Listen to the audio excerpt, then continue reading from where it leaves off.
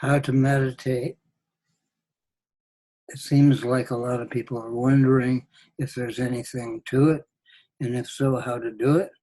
This is obviously for the people that are thinking of trying new things, considering that we're up against it in that our old social order has collapsed utterly, and we have to build a new one. How about doing it mindfully? So mindful meditation, very simple. Keep the back straight, relax everything. Follow the breath. The monkey mind, which is now for almost everybody more out of control than usual, the monkey mind will wander. And when you notice, I wandered, I was meditating, now I'm on automatic pilot again.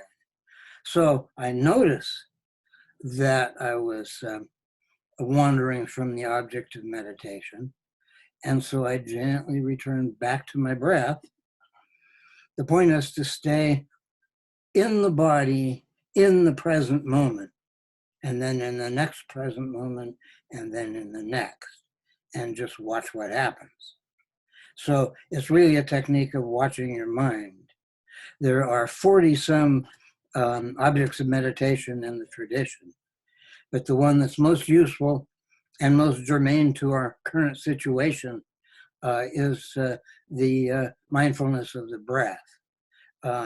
You can take that quite a ways out. I've been meditating a long time, and I haven't used many other objects of meditation other than compassion, benevolence, joy and joyfulness, and the all-time favorite, equanimity.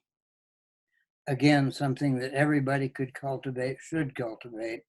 Don't get set off, don't react. Use the mindful gap. I'm purloining something from Dzogchen Punlap Rinpoche here. He has a whole elaborate teaching called emotional rescue. But for us, the crux of it is exactly the mindful gap. The poet said, between the impulse and the act falls the shadow. And what we ideally want to create for a situation moment by moment is between the impulse and the act is the mindful gap. That's what it is. Now I can not react. Best to not react. I still may have to respond. But if I have an automatic knee-jerk reaction, chances are it's wrong. Chances are it's inappropriate to the real situation. So the question is, what's the real situation?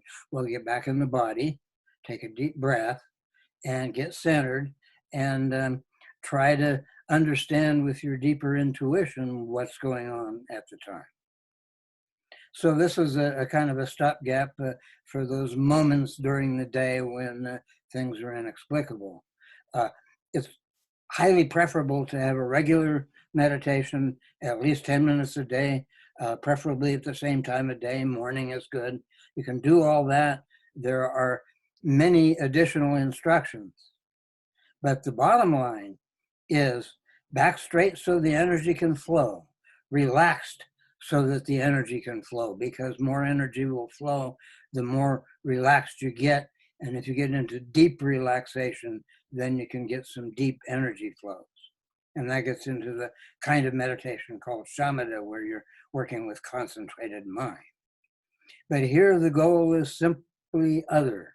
It's simply to be aware of your daily life every moment, be in the body, be here now. And I guess that's a cliche, but we'll have to leave it at that. I got to get that book off the shelf. I still got a copy. Enough said. Enjoy your day and get ready. This pandemic is only the first ordeal for humankind as we begin to wake up into a new world. And I hope everybody makes it. Thank you.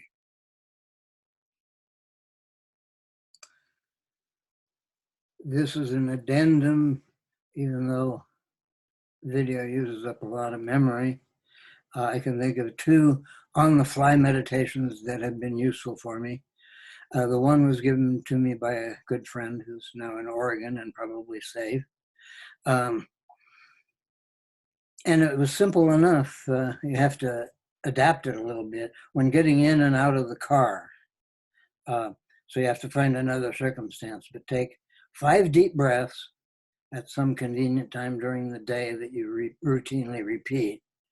5 deep breaths, bring the mind into the body and think mindful awareness. And that can work pretty well.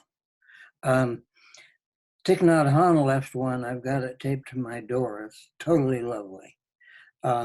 It goes, breathing in, I calm myself. Breathing out, I smile. And for some reason, it's real hard to do that and not smile. So enjoy. Meditation can be fun.